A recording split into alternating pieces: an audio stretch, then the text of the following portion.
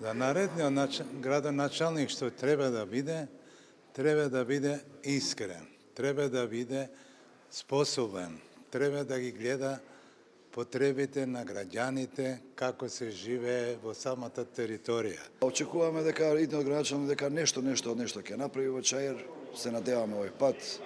Има искусници и двајцата, се надевам дека едниот е поискусен од другиот, така да не фаворизираме никој, но се надеваме дека на нешто подобро. Да се исчистиме батка. Нема ѓубре, врие, срамота, гости ни идат од каде ти не ми доваѓаат гости.